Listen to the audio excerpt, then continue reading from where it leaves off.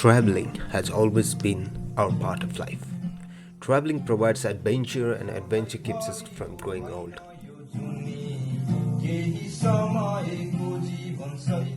As long as there is something to look forward to, the mind remains young and healthy.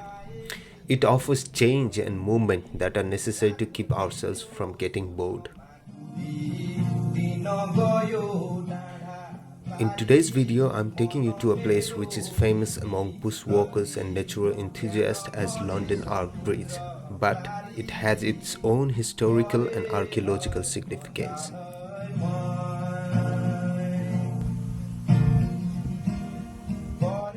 Such a historical and archaeological site, yet so excluded from the hustle and beautiful in its own way. We started our journey from Balconon. It took us 50 minutes to reach London Bridge Woolshed car park. The woolshed was built in the early 1930s. It is typical to many smaller Australian woolsheds. There's toilet and barbecue facilities available here at the trailhead, but you have to bring your own water.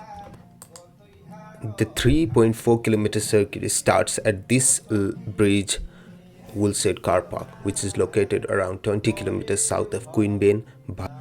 The walk is relatively easy and short. There's plenty of signage and you just follow the sign towards the creek. The only difficult part of the walk is to cross the bridge, and there are warning signs to avoid the sharp edges. This amazing ridge arc isn't the only feature of landscape carved by water.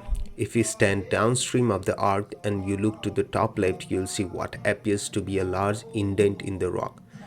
This is a small cave where, if you look closely, the entrance is dominated by a natural rock formation that resembles a giant serpent's head, as if guarding its sacred cavern from the prying eyes. Though it was raining and all of us were drenched, we enjoyed the beautiful nature-made architecture, natural environment, and soothing sound of water flowing through the arc, reminding us the presence and workmanship of nature.